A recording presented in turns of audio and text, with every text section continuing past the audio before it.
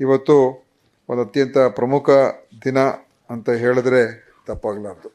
ಏಕೆಂದರೆ ಪತ್ರಿಕೋದ್ಯಮದ ಬಗ್ಗೆ ಇರುವಂಥ ಮಹತ್ವ ಅದು ನಮ್ಮ ಒಂದು ಪ್ರಜಾಪ್ರಭುತ್ವ ವ್ಯವಸ್ಥೆಯಲ್ಲಿ ಬಹಳ ಮುಖ್ಯವಾದಂಥ ಒಂದು ಪಾತ್ರ ಈ ಪತ್ರಿಕಾ ರಂಗಕ್ಕಿದೆ. ಒಂದು ರೀತಿ ನಮ್ಮ ಒಂದು ರಕ್ಷಣೆಗೆ ನಿಲ್ಲುವಂಥ ಒಂದು ಕ್ಷೇತ್ರ ಇದು, ಕವಚ ಅಂತಲೇ ಹೇಳಬಹುದು ಈ ಪತ್ರಿಕೋದ್ಯಮ. ಅಂದರೆ ಜನರ ಒಂದು ಹಕ್ಕುಗಳ ಬಗ್ಗೆ, ಜನರ ಒಂದು ಸಮಸ್ಯೆಗಳ ಬಗ್ಗೆ ಮತ್ತು ದೇಶದ ಆಗುಹೋಗುಗಳ ಬಗ್ಗೆ ಮತ್ತು ಎಲ್ಲ ಏನು ನಾವು ಇದನ್ನು 4ನೇ ಸ್ತಂಭ ಅಂತ ಹೇಳ್ತೀವಿ, 4th ಪಿಲ್ಲರ್, ಕಾರ್ಯಾಂಗ, ನ್ಯಾಯಾಂಗ ಮತ್ತು ಶಾಸಕಾಂಗ ಈ 3 ಅಂಗಗಳಿಗೆ ಒಂದು ರೀತಿ ಈಗಾಗಲೇ ಆಯೇಷಾ ಖಾನ್ ಅವರು ಹೇಳಿದಾಗೆ ವಾಚ್ ಡಾಗ್, ಎಲ್ಲರ ಮೇಲೆ ನಿಗಾ ಇಡುವಂಥ ಒಂದು ಕ್ಷೇತ್ರ ಇದು. ಅಂದರೆ ಈ ಬ್ಯಾಲೆನ್ಸ್ ತರ್ತಕ್ಕಂಥದ್ದಕ್ಕೆ ಮತ್ತು ಅಕೌಂಟಬಿಲಿಟಿ ತರ್ತಕ್ಕಂಥದ್ದಕ್ಕೆ ಇದು ಬಹಳ ಮುಖ್ಯ. ಆದ್ದರಿಂದ ಈ ಕ್ಷೇತ್ರ ಎಷ್ಟು ಪಾರದರ್ಶಕವಾಗಿ ಮತ್ತು ಎಷ್ಟು ಯಾವುದೇ ಒಂದು ಒತ್ತಡಕ್ಕೆ ಮಣಿಯದೆ ನಿರ್ವಹಣೆ ಮಾಡ್ತಕ್ಕಂಥದ್ದು, ಅದು ಎಷ್ಟು ಚೆನ್ನಾಗಿ ನಡೀತದೋ ಅಷ್ಟು ಚೆನ್ನಾಗಿ ನಮ್ಮ ದೇಶದ ಒಂದು ವ್ಯವಸ್ಥೆ ಇರ್ತದೆ ಅಂತ ಹೇಳಿದ್ರೆ ತಪ್ಪಾಗಲಾರದು. ಇದೊಂದು ಒಂದು ರೀತಿ ಇಟ್ಸ್ ಎ ರಿಫ್ಲೆಕ್ಷನ್. ಪತ್ರಿಕೋದ್ಯಮ ಚೆನ್ನಾಗಿದೆ ಅಂತ ಹೇಳಿದ್ರೆ ಎಲ್ಲೊಂದು ಕಡೆ ನಾವು ಹೇಳ್ಬೋದು ದೇಶದ ವ್ಯವಸ್ಥೆಗಳ ಒಂದು ಪರಿಸ್ಥಿತಿ ಚೆನ್ನಾಗಿದೆ. ಅಂದರೆ ಜನರ ಹಕ್ಕುಗಳಿಗೆ, ನ್ಯಾಯದ ಬಗ್ಗೆ ಎಲ್ಲದಕ್ಕೂ ಕೂಡ ಆ ದೇಶದಲ್ಲಿ ಅವಕಾಶಗಳಿದೆ ಮತ್ತು ಪ್ರಜಾಪ್ರಭುತ್ವ ಉಳ್ಕೊಂಡಿದೆ ಅಂತ ಹೇಳೋದಕ್ಕೆ ಇದು ಬಹಳ ಮುಖ್ಯವಾದಂಥ ಒಂದು ಬ್ಯಾರೋಮೀಟರ್ ಅಂತಲೂ ಹೇಳಬಹುದು. ಆದ್ದರಿಂದ ಇವತ್ತು ಈ ವ್ಯವಸ್ಥೆ ಈಗಾಗಲೇ ಅವ್ರು ಹೇಳಿದಾಗೆ ಕರ್ನಾಟಕದಲ್ಲಿ ಪ್ರಾರಂಭ ಆಗಿದ್ದು 1843ನೇ ಇಸ್ವಿಯಲ್ಲಿ. ಭಾಳ ದೀರ್ಘಕಾಲದ ಒಂದು ಇತಿಹಾಸ ಕರ್ನಾಟಕ ನಮ್ಮ ನಾಡಿನಲ್ಲಿದೆ. ಅದು ಈಗ ಭಾಳ ವೇಗವಾಗಿ ಇದು ಬದಲಾವಣೆ ಅಂತೂ ಆಗ್ತಾ ಇದೆ. ಏನು ದಶಕಗಳ ಕಾಲ ಒಂದೇ ರೀತಿಯ ಒಂದು ಪತ್ರಿಕೋದ್ಯಮ ಇತ್ತು. ತಂತ್ರಜ್ಞಾನ ಬದಲಾವಣೆ ಆಗ್ತಾ ಇದ್ರು ಕೂಡ ಅಷ್ಟೊಂದು ವೇಗವಾಗಿ ಏನು ವ್ಯವಸ್ಥೆಗಳು ಬದಲಾವಣೆ ಆಗಲಿಲ್ಲ. ಅಂದರೆ ಒಂದು ರೀತಿ ಪ್ರಿಂಟ್ ಮೀಡಿಯಾ ಅಂತ ಏನು ಹೇಳ್ತೀವಿ ಅದು ಇರ್ತಾ ಇತ್ತು. ಆಮೇಲೆ ಈ ಟೆಲಿವಿಷನ್ ಎಲ್ಲ ಬಂದಮೇಲೆ ಅದು ಈ ದೃಶ್ಯ ಮಾಧ್ಯಮ ಅದು ಹೆಚ್ಚಾಗಿ ಬರ್ತಕ್ಕಂಥ, ಅದಕ್ಕೂ ಕೂಡ ಮಹತ್ವ ಬರುವಂಥದ್ದಾಯಿತು. ಆದರೂ ವೇಗವಾಗಿ ಏನು ಬದಲಾವಣೆ ಆಗಲಿಲ್ಲ, ಅದು ಹಂತವಾಗಿ ನಿಧಾನಕ್ಕೆ ಬದಲಾವಣೆ ಆಗ್ತಾ ಇತ್ತು. ಆದ್ದರಿಂದ ಇದಕ್ಕೆ ಇತ್ತೀಚಿನ ದಿವಸಗಳಲ್ಲಿ ಯಾವಾಗ ಡಿಜಿಟಲೈಸೇಷನ್ ಬಂತು ಆವಾಗ ಬದಲಾವಣೆ ಬಹಳ ಅದಕ್ಕೆ ವೇಗ ಸ್ವರೂಪ ಬಂದು ಇವತ್ತು ಪತ್ರಿಕೋದ್ಯಮದಲ್ಲಿ ಪತ್ರಿಕೆಗಳ ಒಂದು ಮತ್ತು ಡಿಜಿಟಲಲ್ಲಿ ನೋಡ್ತಕ್ಕಂಥದ್ದು ಕೂಡ ಹೆಚ್ಚಾಗಿದೆ.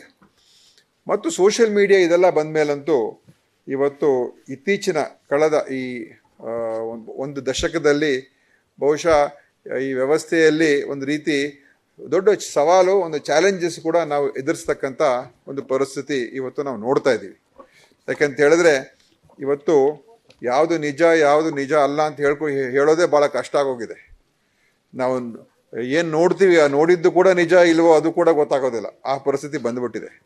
ಅದರಿಂದ ಇವತ್ತು ಜವಾಬ್ದಾರಿ ಹೆಚ್ಚಾಗ್ತಾ ಇದೆ, ಮಾಹಿತಿ ಭಾಳ ಸುಲಭವಾಗಿ ಸಿಗ್ತಾ ಇದೆ ಮತ್ತು ಅಭಿಪ್ರಾಯಗಳು ಎಲ್ಲರೂ ಕೂಡ ಅವರ ಅಭಿಪ್ರಾಯಗಳನ್ನು ವ್ಯಕ್ತಪಡಿಸೋದಕ್ಕೆ ವೇದಿಕೆಗಳು ಸೃಷ್ಟಿಯಾಗೋಗಿದೆ.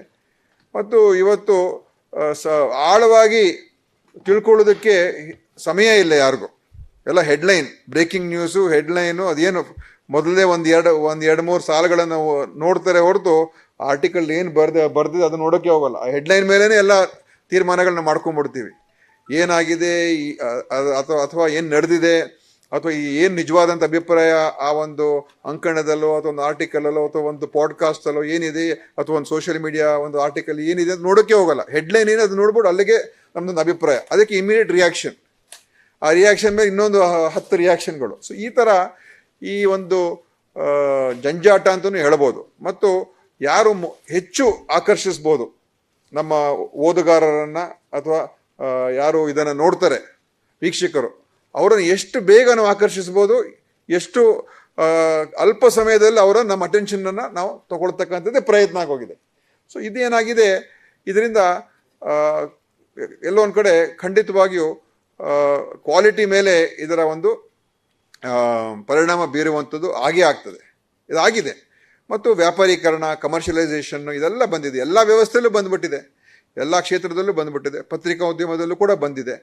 ಸೊ ಇದೆಲ್ಲ ಒಂದು ರೀತಿ ನಮಗೆ ಸವಾಲು ಇರುವಂಥದ್ದು. ಸವಾಲನ್ನು ಎದುರಿಸ್ತಕ್ಕಂಥದ್ದು ಬಹಳ ಮುಖ್ಯ. ಮತ್ತು ಇವತ್ತು ನಾವು ನೋಡ್ತೀವಿ, ಅನೇಕ ಬಾರಿ ಚರ್ಚೆಗಳು ಕೂಡ ಆಗ್ತಾ ಇದೆ. ಇವತ್ತು ವಿಶ್ವಮಟ್ಟದಲ್ಲಿ ಭಾರತ ರಾಷ್ಟ್ರದ ಒಂದು ಪತ್ರಿಕೋದ್ಯಮಕ್ಕೆ ಇರುವಂಥ ಸ್ವಾತಂತ್ರ್ಯ ಕಮ್ಮಿ ಆಗ್ತಾ ಇದೆ ಅಂತ ಹೇಳ್ತಕ್ಕಂಥದ್ದು ಕೂಡ ಇದೆ. ವರ್ಲ್ಡ್ ಪ್ರೆಸ್ ಫ್ರೀಡಮ್ ಇಂಡೆಕ್ಸ್ ಅದನ್ನು ನೋಡಿದ್ರೆ ಅದರಲ್ಲಿ ನಾವು ಕುಸಿತಾ ಇದ್ದೀವಿ.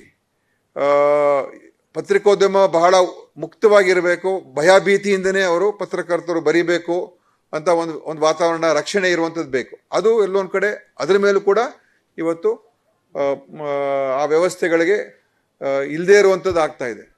ಯಾರ್ಯಾರು ಸ್ವಲ್ಪ ಸ್ವತಂತ್ರವಾಗಿ ಇರ್ತಕ್ಕಂಥವ್ರು ಏನಿದ್ದಾರೆ ಅವ್ರ ಮೇಲೆ ಆಗುವಂಥ ತೊಂದರೆಗಳು ಅದನ್ನು ನೋಡಿದ್ದೇವೆ.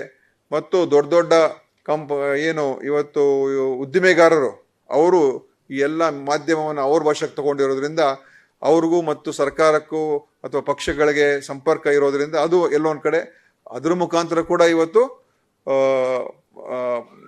ಈ ಪತ್ರಿಕೆಗಳಲ್ಲಿ ಅಥವಾ ಟೆಲಿವಿಷನ್ಗಳಲ್ಲಿ ಸಂಪೂರ್ಣ ಅಂತೂ ಹೇಳೋಕ್ಕಾಗಲ್ಲ, ಪಾರದರ್ಶಕವಾಗಿ ಇರುವಂಥದ್ದೇ ನಮಗೆ ಕಾಣೋದಿಲ್ಲ. ಮತ್ತು ಪ್ರೈಮ್ ಟೈಮ್ ಟೆಲಿವಿಷನ್ ನೋಡಿಬಿಟ್ರಂತೂ ಅದನ್ನು ಎಲ್ಲೂ ಕೂಡ ಪಾರದರ್ಶಕತೆ ಕಾಣೋದೇ ಇಲ್ಲ, ಆ ಥರ ಆಗೋಗಿದೆ. ಆ ಡಿಬೇಟ್ಗಳು ಅದೇನು ಮಾತಾಡ್ತಾರೋ ಮತ್ತು ಆ ಡಿಬೇಟ್ ಮಾಡ್ತಕ್ಕಂಥ ಪತ್ರಕರ್ತರ ಮೇಲೂ ಕೂಡ ಇವತ್ತು ಅವ್ರು ಮೊದಲೇ ಒಂದು ತೀರ್ಮಾನ ತೊಗೊಂಡ್ಬಿಟ್ಟಿರ್ತಾರೆ. ಈ ಥರ ಆಗ್ತಕ್ಕಂಥ ಪರಿಸ್ಥಿತಿ. ಸೊ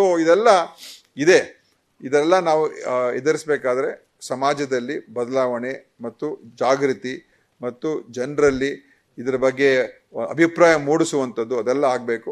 ಅದರಿಂದ ಇವತ್ತು ಡಿಜಿಟಲ್ ಏನು ಟೆಕ್ನಾಲಜಿ ಇದೆ ಅದೇ ಸಬ್ಜೆಕ್ಟ್ ಇಟ್ಕೊಂಡಿದ್ದೀರಾ.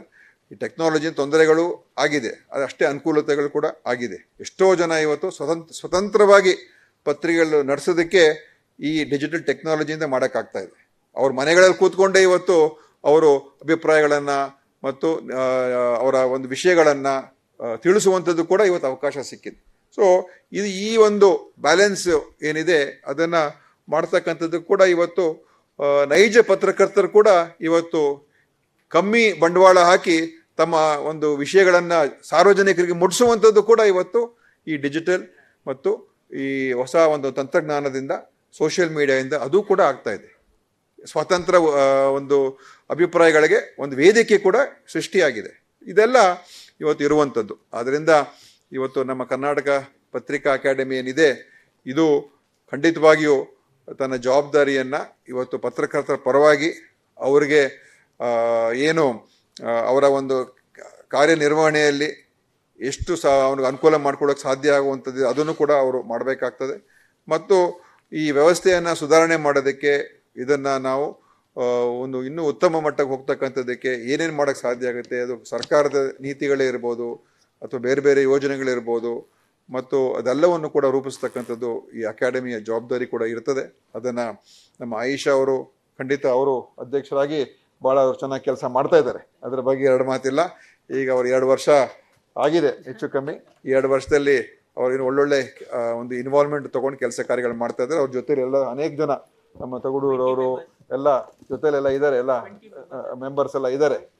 ಪೂರ್ಣಿಮಾ ಅವರು ತಾವು ಇದ್ದೀರಾ ಮೇಡಮ್? ಇಲ್ಲ, ತಮ್ಮದು ಇನ್ನೊಂದು ಇದಕ್ಕೆ ಅಧ್ಯಕ್ಷರಾಗಿದ್ದೀರಾ, ಸಂಘಕ್ಕೆ ಅಧ್ಯಕ್ಷರಾಗಿದ್ದೀರಾ. ಸೊ ತಾವೆಲ್ಲ ಸೇರಿ ಇದನ್ನು ಮಾಡಿ ಅಂತ ಹೇಳುವಂಥದ್ದೇ.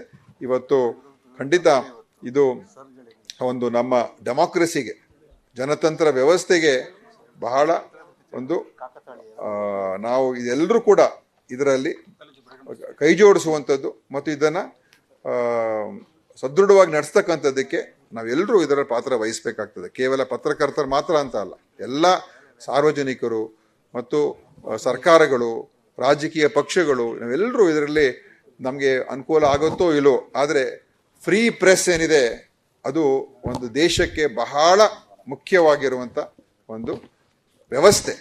ಅದೇನಾದರೂ ಹೋಗ್ಬಿಟ್ರೆ ಅವಾಗ ಯಾರಿಗೂ ಕೂಡ ಜವಾಬ್ದಾರಿ ಇರೋದಿಲ್ಲ, ಭಯಭೀತಿ ಇರೋದಿಲ್ಲ. ಆಮೇಲೆ ನಾವು ಏನು ಬೇಕಾದ್ರೂ ಮಾಡ್ಬೋದು. ಯಾವ ರೀತಿಯಾದರೂ ಕೂಡ ಕೆಲವು ದೇಶಗಳನ್ನ ನಾವು ನೋಡ್ತೀವಲ್ಲ, ಅಲ್ಲಿ ಸರ್ಕಾರ ಏನು ತೀರ್ಮಾನ ಮಾಡುತ್ತೆ ಅದು ಅದೇ ಜನರ ಮನಸ್ಸಿಗೆ ಹೋಗಬೇಕು. ಬೇರೆ ಅಭಿಪ್ರಾಯಗಳಿಗೆ ಅವಕಾಶವೇ ಸಿಗದೇ ಇರತಕ್ಕಂಥ ಒಂದು ವ್ಯವಸ್ಥೆಗಳು ಆಗಿರುವಂಥದ್ದು ಅದು ನಮ್ಮ ದೇಶದಲ್ಲಿ ಬರಬಾರ್ದು, ನಮ್ಮ ದೇಶದಲ್ಲಿ ಅದು ಇರಬಾರ್ದು. ಇಂಥ ದೊಡ್ಡ ಎಂತೆಂಥ ಜನ ಇವತ್ತು ನಮ್ಮ ಸ್ವಾತಂತ್ರ್ಯ ಹೋರಾಟದಲ್ಲಿ ಅನೇಕ ಪತ್ರಕರ್ತ ಬ್ಯಾಕ್ಗ್ರೌಂಡ್ ಇರೋರೇ, ಮಹಾತ್ಮ ಗಾಂಧಿ ಅವರು, ನೆಹರು ಅವರು, ಮತ್ತು ಲೋಕಮಾನ್ಯ ತಿಲಕ್ ಅವರು ಎಲ್ಲ ಪತ್ರಿಕಾ ಕ್ಷೇತ್ರದಿಂದನೇ, ಅಂಬೇಡ್ಕರ್ ಅವರು ಎಲ್ಲ ಪತ್ರಿಕೋದ್ಯಮದಿಂದನೇ ಅವರು ಜನರ ಒಂದು ಮತ್ತು ದೇಶದ ಒಂದು ಭವಿಷ್ಯವನ್ನು ರೂಪಿಸೋದ್ರಲ್ಲಿ ಅವರಿಗೆ ಇದು ಅವಕಾಶ ಆಯಿತು. ಅದೇ ಇವತ್ತು ಕೂಡ ಅದೇ ರೀತಿಯಾದಂಥ ಅವಶ್ಯಕತೆಗಳು ಇದೆ ಅಂತ ಹೇಳಿ ಈ ಕಾರ್ಯಕ್ರಮ ಚೆನ್ನಾಗಿ ನಡೀತಾ ಇದೆ. ನನ್ನ ಶುಭಾಶಯಗಳನ್ನು ತಿಳಿಸಿ ಇನ್ನೂ ಬೇರೆ ಬೇರೆ ಪ್ರೋಗ್ರಾಮ್ಗಳಿದ್ದಕ್ಕೆ ಇದಕ್ಕಾಗ್ತಾರೆ. ಅದಕ್ಕೆ ಎಲ್ರಿಗೂ ಕೂಡ ಕ್ಷಮಾಪಣೆಯನ್ನು ಕೇಳ್ತೀನಿ. ನಮ್ಮ ಪ್ರಧಾನ ಭಾಷಣಕಾರರು, ನಾನು ಮೊದಲು ಯಾಕೆ ಮಾತಾಡೋದು ಹೇಳಿದ್ರೆ ಅವ್ರು ಆರಾಮಾಗಿ ಈಗ ಮಾತಾಡ್ಬೋದು. ಈಗ ಇಲ್ಲದೆ ಹೋದರೆ ನಾವು ಕೂತಿದ್ದೀವಿ ಅಂತೇಳಿ ಸ್ವಲ್ಪ ಬೇಗ ಮುಗಿಸೋಕೆ ಹೋಗ್ತಾ ಇದ್ರು. ಈಗ ಅದು ಮುಗಿಸೋದು ಬೇಡ, ಚೆನ್ನಾಗಿ ಅವ್ರಿಗೆ ಇರುವಂಥ ವಿಷಯಗಳನ್ನೆಲ್ಲವನ್ನು ಕೂಡ ನಮ್ಮ ಜನರಿಗೆ ಮುಟ್ಟಿಸ್ಲಿ ಅಂತ ಹೇಳಿ ನನ್ನ ಮಾತುಗಳನ್ನು ಮುಗಿಸ್ತೇನೆ. ಜೈ ಹಿಂದ್, ಜೈ ಕರ್ನಾಟಕ. ನ್ಯೂಸ್ ಫಸ್ಟ್, ನಿರ್ಭೀತಿಯಿಂದ ನಿಮ್ಮ ಪರವಾಗಿ.